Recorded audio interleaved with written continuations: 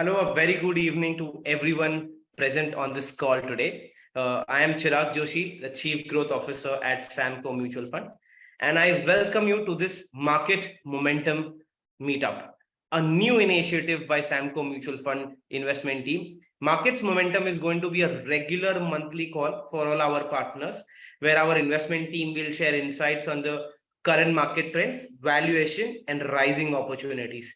So once again, I welcome you all to the Samco Mutual Fund digital meetup.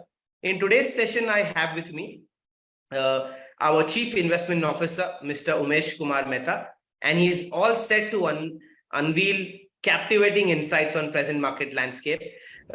He'll shed some light on the current market trajectory and the influence of recent economic developments on the financial markets. I am really excited to look forward to Umeshkumar Mehta and his insights that his team has prepared for all the partners on this call today. And we all know the drill. We'll hold on to the questions, put them up in the Q&A section. And at the end of the presentation, we'll take all the questions and we'll chit chat with Umesh to understand more of the current market momentum and where the markets are headed. And also there is one more critical announcement that I'll make at the end of the call. So Umesh, welcome to the call. And without further ado, the stage is all yours. Greetings for the day and a very warm welcome to each one of you. Stock markets are at a critical juncture.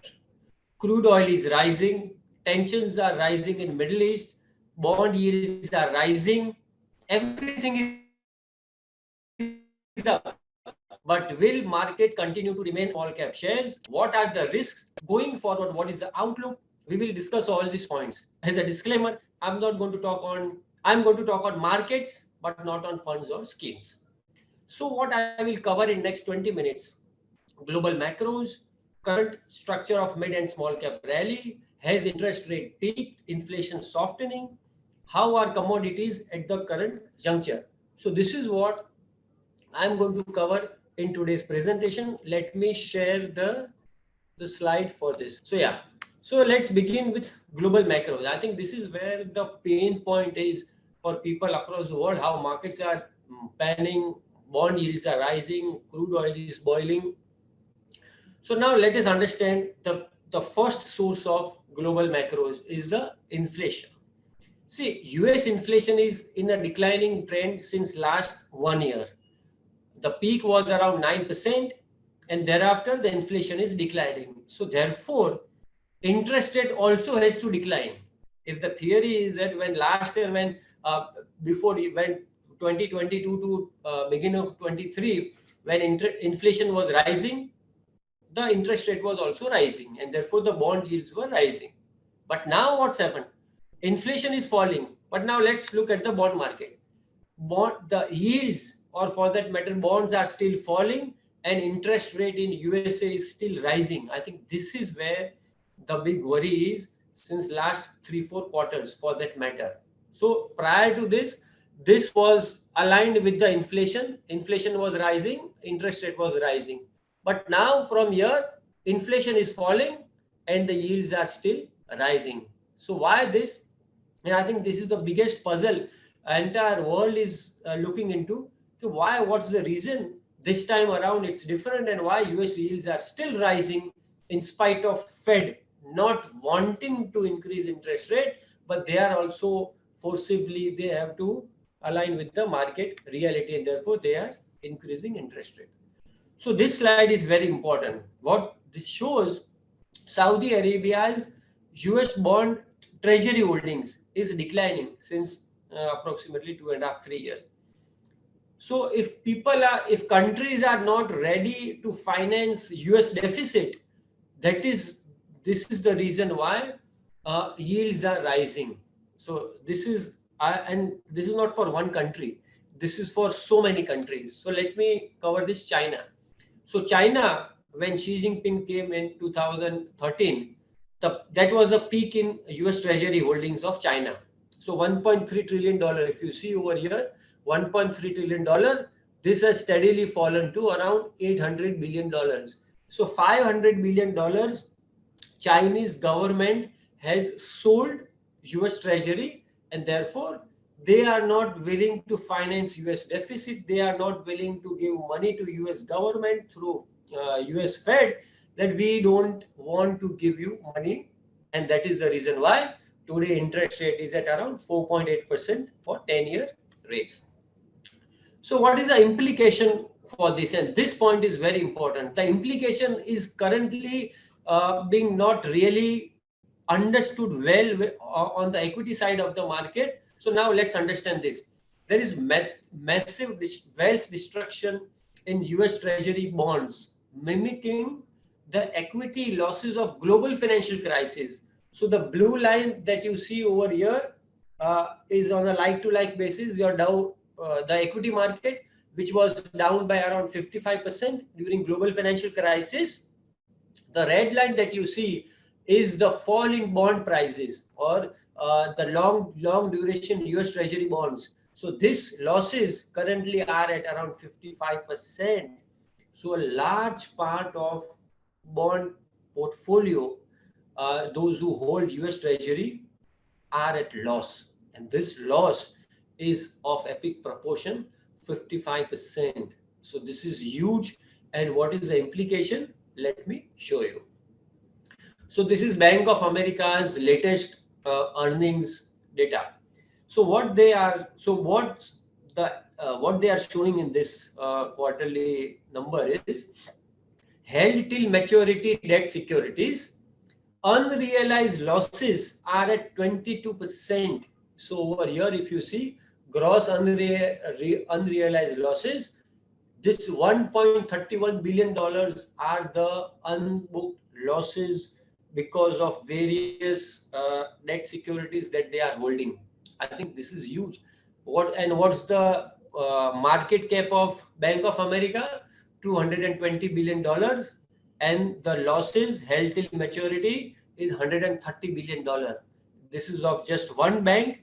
There will be so many institutions. There will be local governments. There will be counties who all have invested in US Treasury bonds, and they are now facing losses, and mark-to-market losses are at around 45-50%, depending on the tenure of the holdings. So now let me give you a bigger picture, 150-year-old history of US market for the interests. So if you see, so the previous 30-40 years, if we remove from the history, prior to this, so USA had an interest rate of around 4-5%. So this was a normal interest rate in Americas for over 100 years.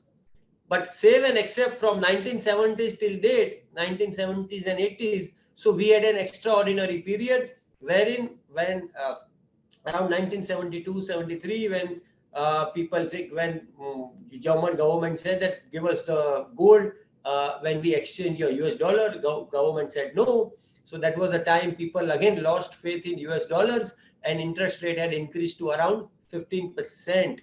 And thereafter, petrodollar came into force, and steadily interest rate again cooled down, went to zero.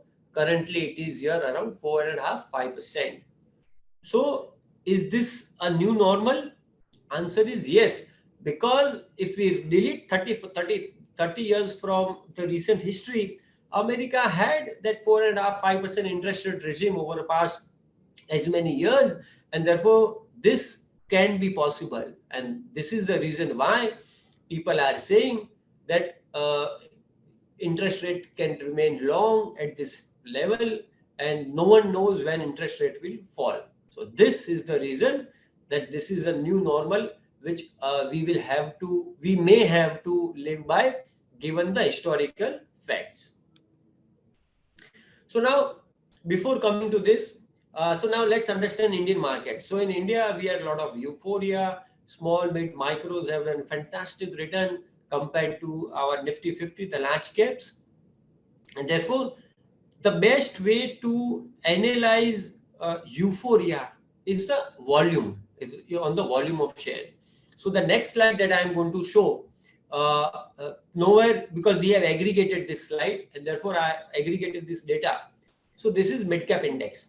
So mid-cap index, the volume of shares peaked or doubled sometimes in the month of late August and September, which shows that probably that was frenzy buying in mid cap and small cap stocks, and now that's behind.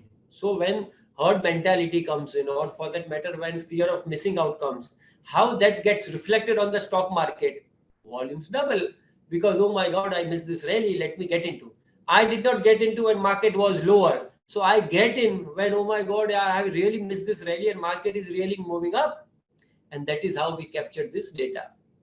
So over here, if you see this volume doubling and tripling of volume just in the month of August, late August and September, speaks that euphoria is behind us, and therefore market can really correct. So this is just a mid cap index. So now let's understand all listed shares available on NSE. Stocks making 52-week high.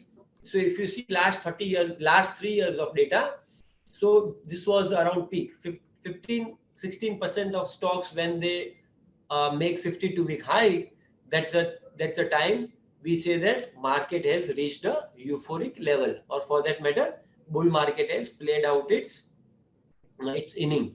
Currently also, as of late, this number has been achieved. So we think that most likely markets will now cool down, because the historical euphoria that we can measure in terms of stocks making 52-week high have reached a significant level of 15-16%, and statistically this makes a case that markets can correct. One more data. This is a ratio of mid cap 100 versus Nifty 50, basically large cap and mid cap. You divide by this is a simple mathematical division, divide by 2. So this ratio also has reached its peak. So this peak was around December 2017. You all know that small mid cap also had a fantastic rally at that time, and thereafter markets corrected. So that epic ratio we have also currently reached in mid cap index, and that is why we think that statistically numbers are throwing that markets have frenzied, at least in the small, mid and micro space, and therefore after the frenzy, obviously the next course begins, that is correction, and market will correct the excesses. Sorry. So this is comparative return from large cap and from small cap and large cap from a previous important bottom. The difference is around 100%. So over here the markets were aligned, but sometimes in May, June we have seen that this difference has increased, and this has almost become 100%. So 25, 26%, 27% return in Nifty versus the small cap return of 54%, meaning this difference has reached its epic proportion, what we saw in 2017.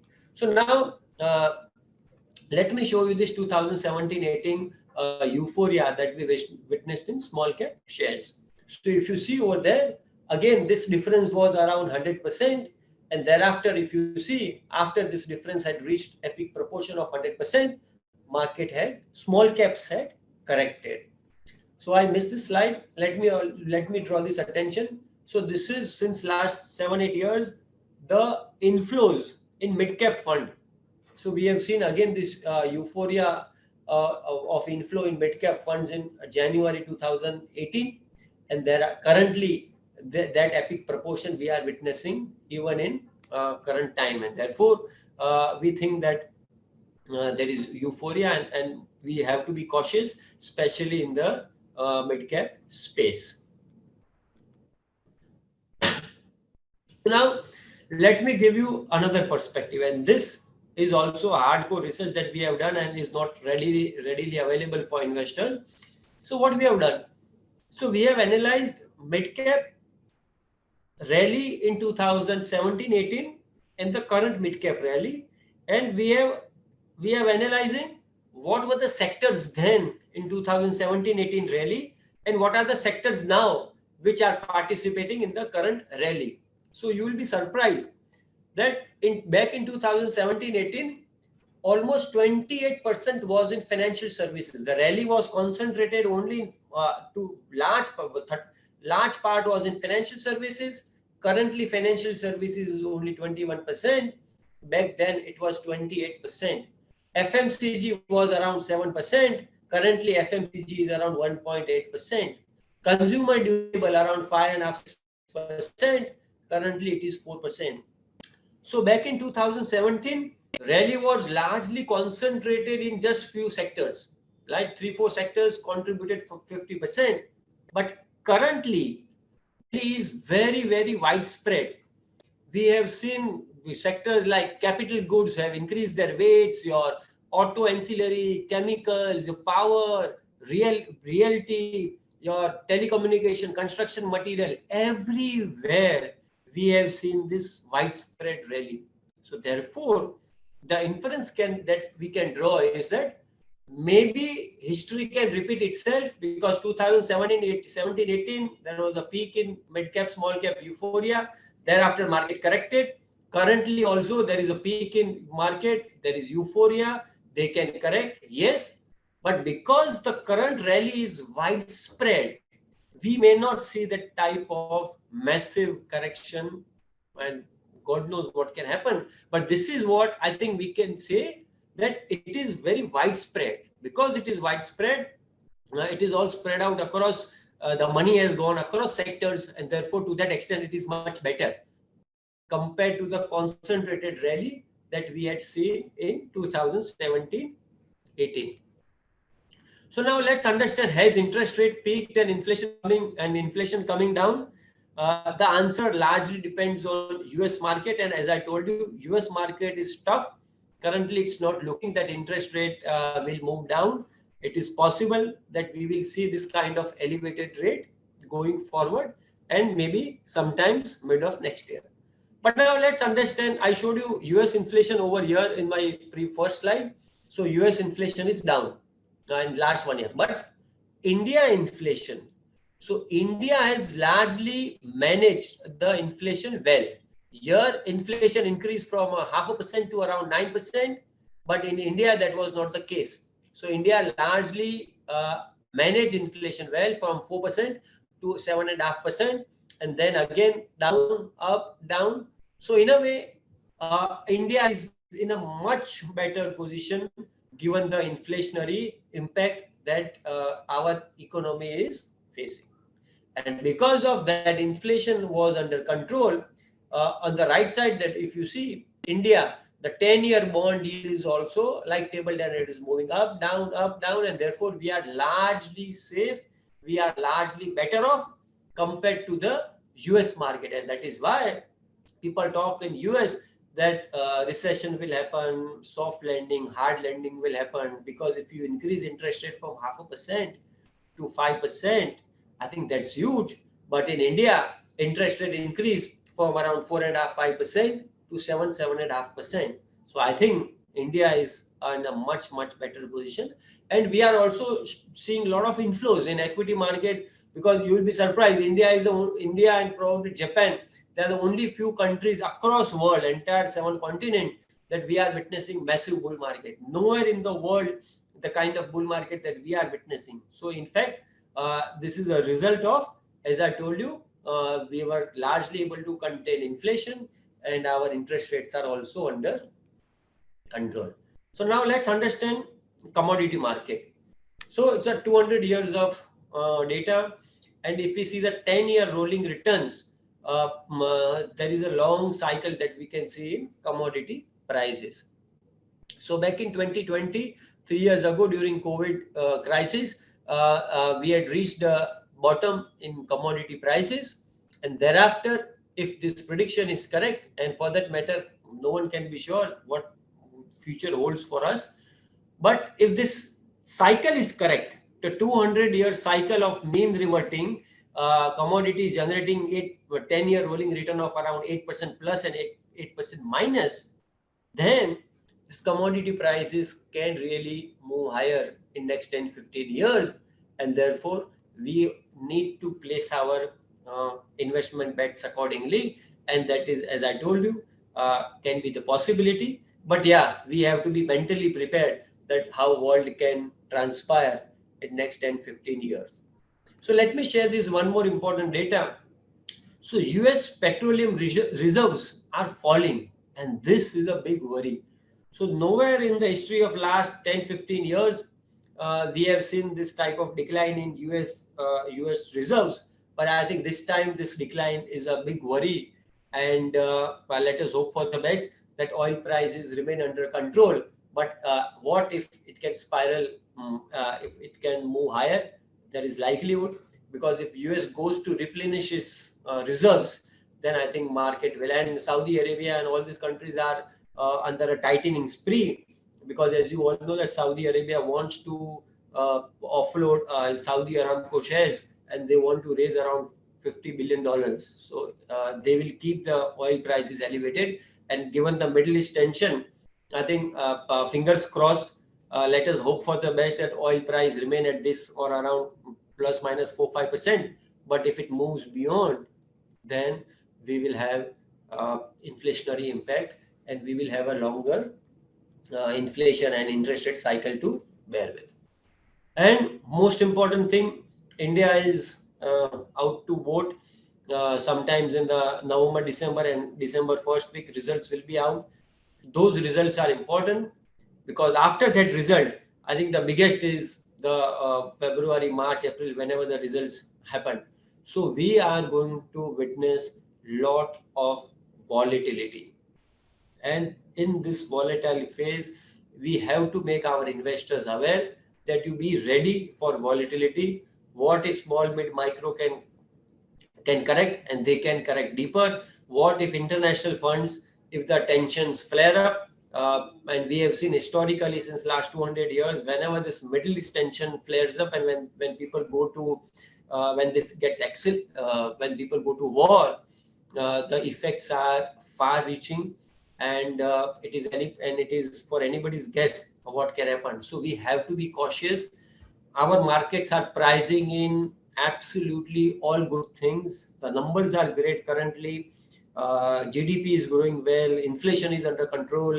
Our interest rate is also under control.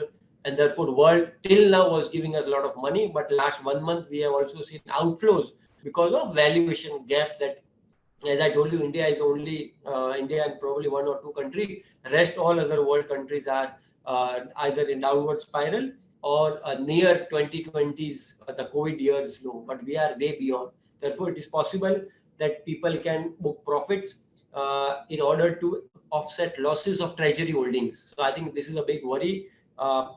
We have to be ready. What if things go haywire? And obviously the elections. So we have to let's be ready for the volatility for next 1 year. And Nifty 19,500, is this the right time? Probably yes and no. So now let's understand the product that we have built in order to manage this type of volatility, in order to manage this type of situation, because this situation has come time and again over past 20-30 years in Indian market, and obviously 100 years across the world. So we have built this EMOC as a tool, or what you call an indicator, which actually gives an absolute clear idea when to invest, how much to invest, and whether to be out of the market or to remain invested in the market. So currently, the larger part of the market, the biggies, or what you call as the large caps, are fairly valued, and the EMOC level is 97. Assuming, and if this EMOC levels comes to around 110, it's a very, very aggressive. People can invest, and if it falls below 120, 130, then it again becomes very, very attractive level to invest. But mind you, when markets fall, people will not write checks, and therefore the best part is, let us check of our investors in overnight fund, because now markets are still better, certainties are there, but until limited extent. And then for next 6 months or 1 year, whenever and basis the EMOC, automatically the installment will get invested in the target equity scheme. So assuming there is volatility in next 3, 4, 5 months, if markets fall up to 6x, the normal STP amount. So normal STP is 10,000. So up to 6x, 60,000 will get invested in the target equity scheme. So when markets fall, in any case, investor is not going to give us money to invest.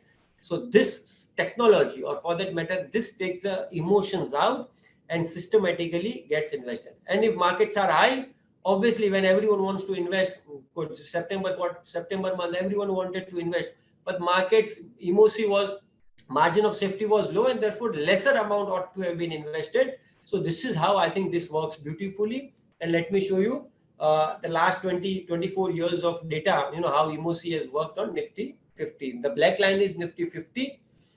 If you see the global financial crisis 2009, dark green color means margin of safety is extremely high, and therefore large amount, up to 6x amount, gets invested during this phase.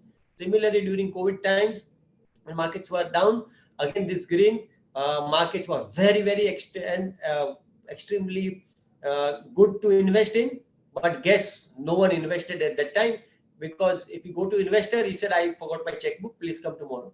So this is how markets do remain, and this will keep on happening.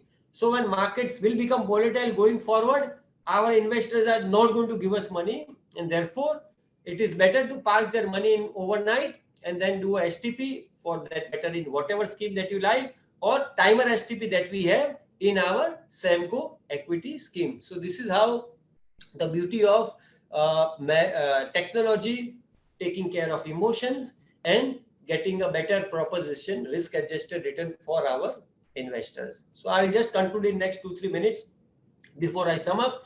So our emosi has both the fundamental numbers, factors, and also technical factors, your moving averages, standard deviation, market breadth, volume. So when we use this, our emosi is nearer to the market, and therefore the multiplier changes very quickly basis the market condition, and that is how this becomes a great proposition when markets are volatile or when markets fall. So just to quickly give you, when markets were down in June 2022, the multiplier was 1.8, and when again when markets were high in August, September, the multiplier was 0. Around 8. So instead of 10,000, 8,000 got invested, and over here instead of 10,000, 18,000 got invested. So this is how the multiplier changes basis the emosi or basis the market valuations. So this is how 0.5%, 1% XIRR comparison between normal STP and timer STP gets generated. And these are all live examples. You can get in touch with our sales guys. They will help you in understanding this. So I think this is what largely is all about markets. So now let me sum up what I wanted to say in terms of where we are as market. If I can just close the screen sharing, Chirag, if you can help me. Yes. So now, okay. So this is where we are at a critical juncture. As I told you, bond yields are at elevated levels. The US, there are bond losses that banks, institutions, and even individual investors are holding in US Treasury. So can that be a worry? Answer is yes, because those losses are losses, whether or not they book out. Equity market currently is not aligned with what's happening in the bond market. And if the long term, the 150 years of history is to be taken into consideration, then it is possible that we will see this type of interest rate longer in US. And if US has this type of interest rate, even India also will have the elevated interest rate. We will be around at this levels. So I think this is where the challenge is, the global macros and the war that is there. No one, and honestly, I've studied 1,000 years of war. Whenever there is war, the end is absolutely uncertain. No one can ever predict what this war can end up to, or what are the repercussions, or what are the consequences. Therefore, we have to be cautious, and we need to be prepared. We have to create scenarios for ourselves, for our investors. What can happen if this thing happen? What will happen if this thing can happen? And I think that's very important, because every action has a reaction on this planet. Whether or not this action is small, big, anybody can tell. But I think this action will have a reaction and we have to be ready. Given that small bit micro, we have seen a lot of rally. I think it's time to be cautious, especially in that sector, because we have seen euphoric volumes in mid cap index. I have also shown you why this time the rally is still far better than the 20 to 17, 18 rally, because that was very skewed. Only 3-4 sectors had 50%. This time across all sectors, we have seen this rally, and therefore, in a way, that is a much better this rally in terms of the spread and the length of the market. And therefore, if at all we see correction, it is possible we will see a normal correction. But as I told you, global macros can really impact. So let us keep our fingers crossed. But in order to benefit our investors, I think timer STP is a great tool in times of volatility. I can repeat, in times of volatility, timer STP becomes a great tool to create a better risk adjusted proposition for our investors. In normal times, it may deliver that kind of better proposition, but during volatile times, I think timer STP is a solid tool. Thank you all. Over to Chirag. Thank you, Umesh ji.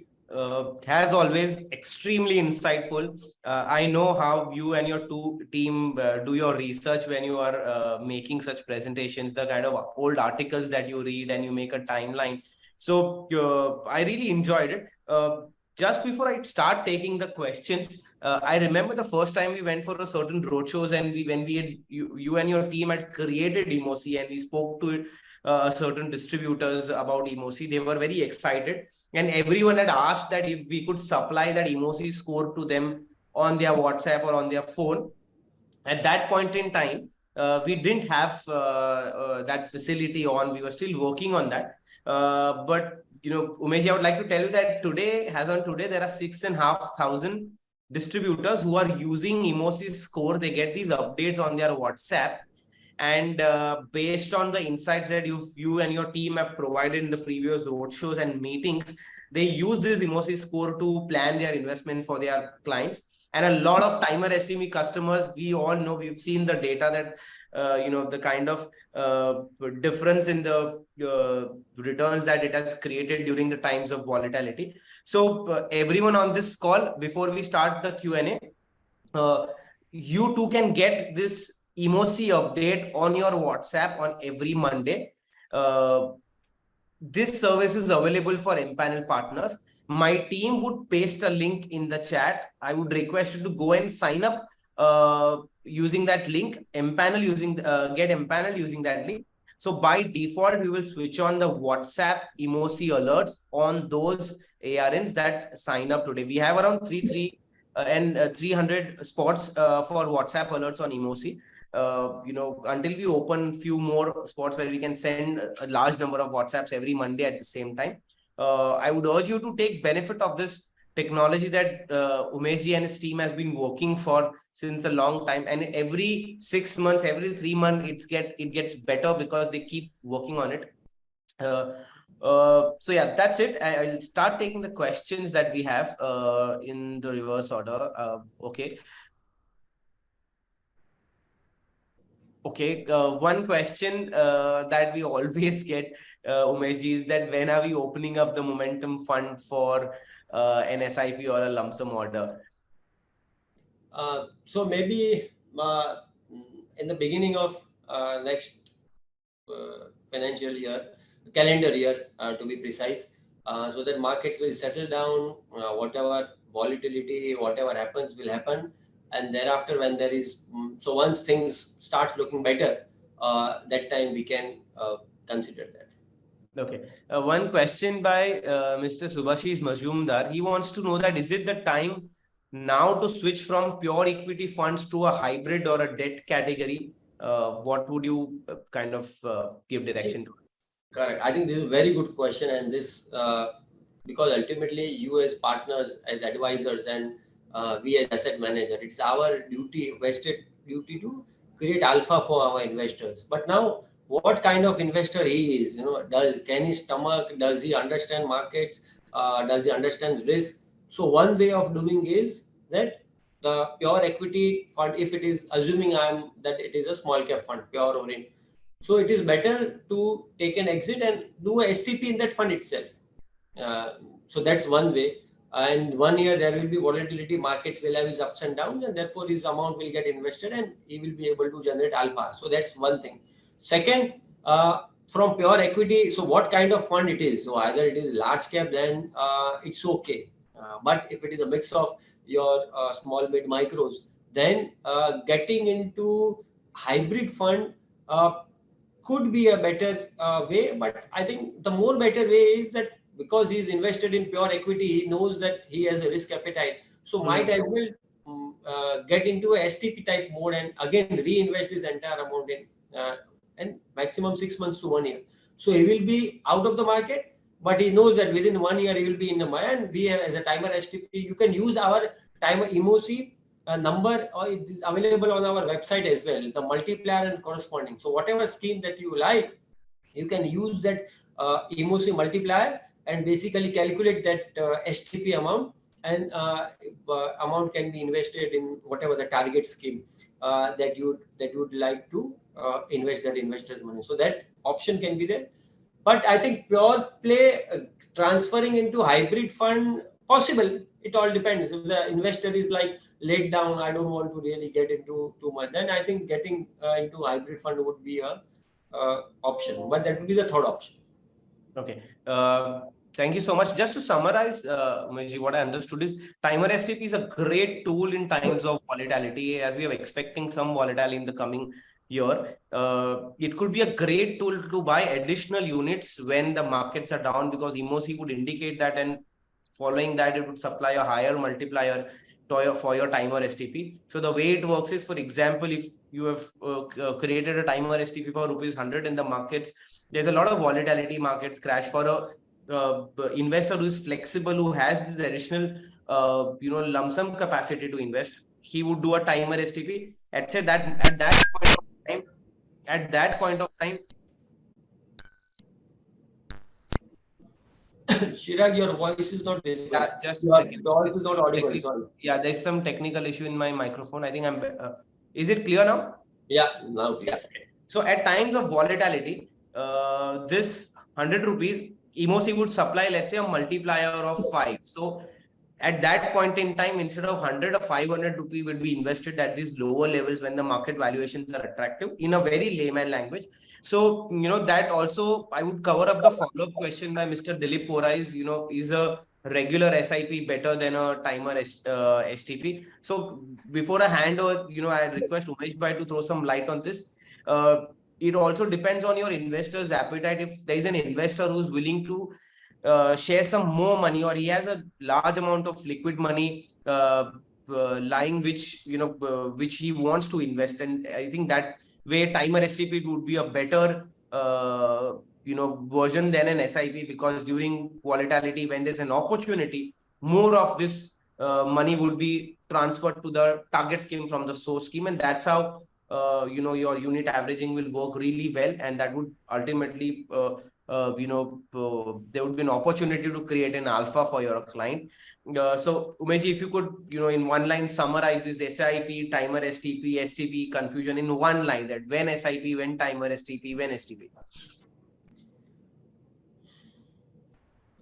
So if next 1 year, if we see a lot of volatility, uncertain times, then I think timer STP, or for that matter STP, is a better option.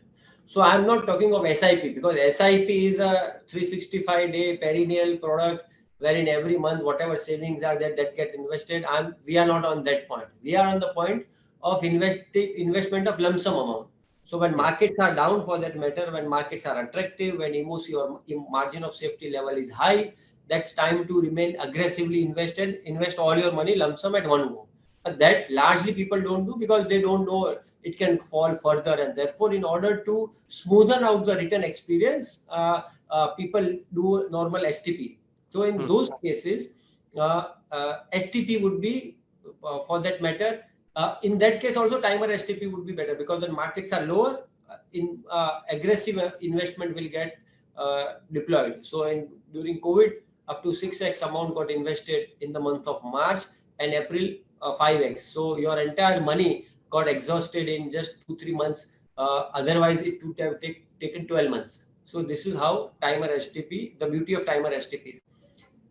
As a product, we have created this product. If there is a year of volatility, if you see ahead, then I think timer STP is a awesome proposition, because that is going to be beneficial to capture. It will be able to invest more when markets are down. But when markets are very high, it's bull market, then, and if you see that next 2-3 years market will steadily move up, then it is better to invest lump sum, or for that matter even normal STP would also do, because every month the normal installment will go. But timer STP, suddenly when markets become volatile, then the beauty of timer STP comes in, because that is how you'll be able to generate invest more. Understood, Umesh. Vinodji, you can start a timer STP from your Samco Mutual Fund partner dashboard, or you can contact your relationship manager. He'll help you with a form to start a timer STP for your clients who have a huge lump sum amount to invest. But it's very easy on the website. You will see an option of investing, in timer STP. Mr. Jai Prakash wants to know, Umeshji, that what will be the impact of the current war, and the situation in Israel and the Gaza. Will that have any impact on our markets? See, basically, if it escalates, if Iran comes in the war, then I think things can go out of control, and we can see a bigger. And if USA also comes in directly, so things can go out of proportion, and we can see a impact. And given that, and someone has already mentioned that, can we invest in US debt market, because the debt proposition is very good, around 5-6% interest rate. So money today is chasing two assets. Earlier, 10 years ago, it was only equity, because your interest rate was zero. So you had no option but to invest in equities. But currently, there are two good options. There is bond, or there is debt also, which is an equally good proposition for investors to invest. And the other option is equity. So therefore, to that extent, equities will compete with bond, which this competition was not there 5-10 years ago, when interest rate was 0.5%, 1%. So in a way, we will have impact. So this is broadly where it is in terms of going forward. So long as the interest rate is not falling, equities will have tough time, getting the larger inflow. And this is what we have to be ready. Okay. I'll move on to the next question. What should be the strategy about mid and okay? So what should be the strategy about mid and small cap funds, considering that there'll be a huge run up, in the future? So if the investor has that stomach to withstand the volatility of 20-25%, be invested. I think long term, the propositions are as good as they were. But if he thinks that, oh my God, and if he keeps on bothering that market is down by 5%, what should I do? Market is down by 10%, what should I do? If that's the kind of investor, might as well tell him that, look, this is where markets are. The odds that it can correct is more than 50%. And therefore, if you want, you can get out, and whatever, you can park your money, or you can do STP, timer STP, or hybrid, get into, and you can advise him. But it all depends on the stomach of your investor, what he ultimately wants to do. Can he withstand the volatility? This is what you will have to gauge, rather than go by what he's saying.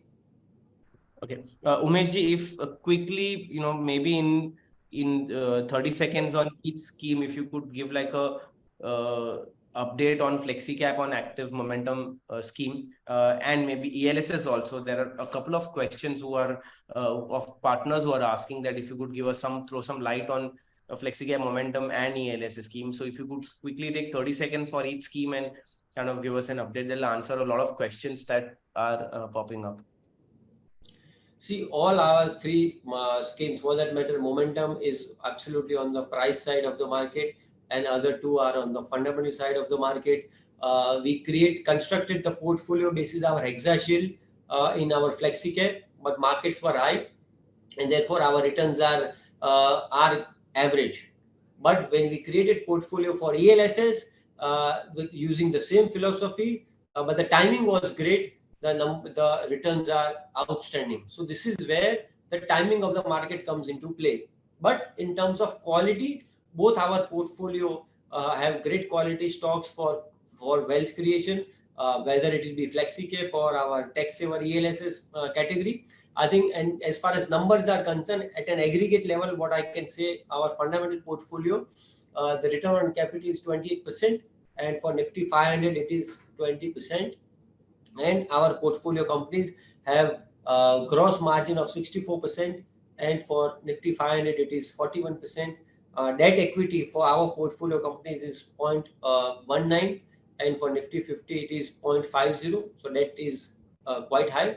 And the sales growth and profit growth 3-year, 2-year is around 14-15%, and for Nifty 500 is 12-13%. So on broadly, all our companies are solid, growth-oriented companies are there, and I think this portfolio creates a very good proposition. We have solid companies basis the 10-year test that we use. So if 10 years market closed down, all our fundamental portfolio stocks will remain in business, and they will be available when we open our cupboard 10 years down the line. I think that test is very important, and that is why all our companies, 25% return on equity capital, I think will generate a lot of compounding for our investors. So this is where quality. Coming to the momentum, momentum is all about price action, and we have seen some of the great quality stocks in our small and mid cap and micro cap portfolio.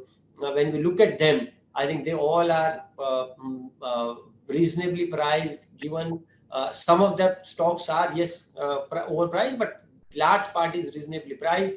None of the mutual fund or institution investors are there. And I think those kind of stocks that we own in our momentum fund should do way better than the rest of the market. So yeah, this is where it is. And currently we are not open, but as soon as we open, we will inform all our partners through appropriate communications. Thank you, Umesh. Question from Niyati Patel. What is EMOC? So, Niyati ma'am, Umesh ji has already taken us through, but EMOC for you quickly in 30 seconds is a score that will help you avoid mistiming the market. It's a score that determines market valuation based on a lot of parameters that gets updated every day, and you can use this score to kind of determine if the markets are fairly priced or expensive, and based on that score there are market actions like continue investing or invest cautiously or invest aggressively. It's there on the website, as well as my team has posted a link in the chat section. You can click on the link and read more about EMOC. It's mentioned there. Umesh, last two questions before we wind up. Mr. Pankaj Kapadia wants to know that what is the end game of US printing infinite currency? So I can only give you historical background. Roman Empire got destroyed because they kept on devaluing their currency. They kept on financing the deficit. So earlier it was gold coin, then they reduced the metal. The Dutch Empire also got decimated because they steadily debased their currency, the exchange of money. USA also is continuously doing that. So maybe things are, and from a long-term perspective, we don't know whether this is going to happen 6 months, 1 year, 2, 3. But I think this is not good. Some or the other, there will be a major change. And this change, this journey is going to lead to that. Whether or not this destination will come right now, I don't know. But yeah, this journey will eventually take even US there. So let us pray for the best. It does not happen in our lifetime. Mr. Amol Deshmukh wants to know that US Treasury bond yield is at 5%. And due to their equity market, might get affected. So does it have an impact on India? India will also have impact, because if you see, since last some time, FIIs have also started selling, because they think that interest rate is attractive, 5-6%, and if you at the country raise the equity premium, so 6% is also good enough, 5% is also good enough for them to invest vis-a-vis if they're investing in equity. So I think bond, as I told you, bonds and equity both will compete. So now there is competition for equity, and I think bond will also suck money from investors earlier, which was only equities. So yeah, it will get impacted. Pradeep ji, weekly STPs very soon under progress. If once we finish the product delivery schedule, we'll be able to do that as well. Thank you, Amol ji. Last question, Umesh ji. Why only 6% foreign stocks in the FlexiCap portfolio or the So portfolio? I think this was just a day. Currently, we are not allowed, and that was just one day we got. After that, the window closed, and therefore, whatever 5-6% that we could buy on that day, we bought. But as soon as RBI opens up the window for mutual funds to invest abroad in equities, we will take that call and we will invest in foreign equities. But currently, because of regulatory, we cannot invest. Very interesting question came up. I was about to wrap up, but I would just take the opportunity to ask you this also. But when macros are not in favor, what is holding the Indian market is what Mr. Virendra wants to know. See, it's like everyone is waiting. We are also waiting. Let the first ball roll. So this is how markets behave. And when some trigger might trigger some event might trigger the chain reaction. So currently, the whatever events that are happening either in Middle East or bond yields are not creating that. But sooner or later, if these things deteriorate, well, if things get worsen, then I think that chain reaction can start. But currently, it's all about wait and watch. Everyone is waiting. So it's like a game of chess. Just like you are waiting, I am waiting, everyone else is waiting. कौन पहले बेचेगा? जब एक बार बेचना शुरू हो गए, फिर एक के बाद सब आ सकते हैं. So and वो कब होगा? If there are certain external triggers which will create fear. So long as there fear is not created, ठीक है होगा. But the moment fear heightens, it increases because of external event, and that gets consumed in our market, and then we turn from greed to fear, and then the market starts falling, and then again from fear to greed. So this is how it happens. Time immemorial it has happened. Again it's going to happen. Nothing is going to stop, but it is only a matter of time. It is only a matter of triggers. It is only a matter of events. So once again, on behalf of the whole investment team and Samco Mutual Fund team, I would like to thank everyone who's attended this call today during the festivities. Before I sign up the call, I wish everyone a very happy Navratri and see you soon on the Markets Momentum call for the next month. Thank you, Umeshji, for your time. Mutual fund investments are subject to market risks.